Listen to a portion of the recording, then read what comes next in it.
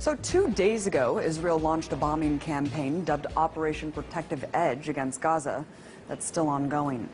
But despite the horrors on the ground, the mainstream media seems to only be telling one side of the story. Take a look at this.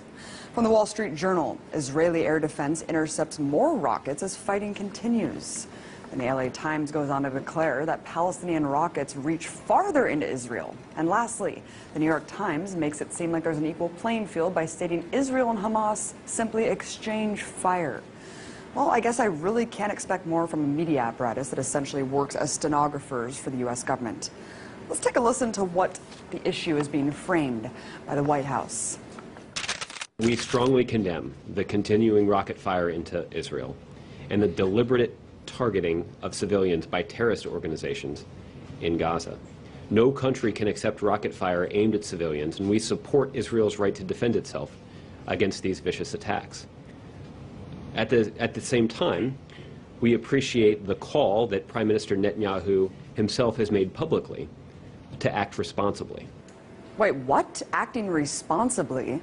I must be in the twilight zone, because to me, the collective punishment of an entire population is the opposite of responsible. So, what's the reality on the ground?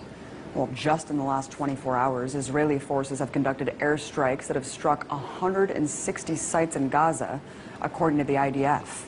In total, 550 sites have been bombed.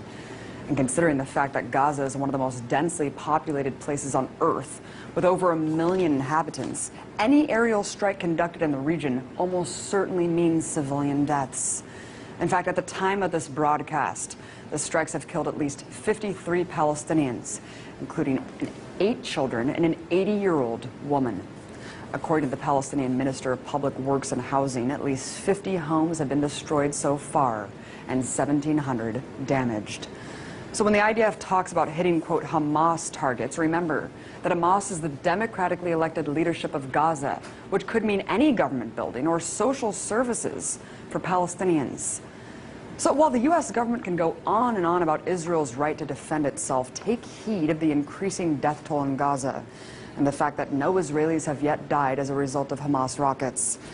Look, I denounce deadly force on both sides. But it's important to not frame this as a cycle of violence that's equal. One is the colonizer-oppressor, the other, the colonized oppressed. As IDF General's son Miko Piled said just yesterday on the show, there are 2 choices for Palestinians in occupied territories: to completely surrender or resist.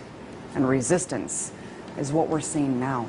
I'm sick of my Palestinian friends losing their friends and family every time Israel goes on the offense against innocent people living in an open-air prison.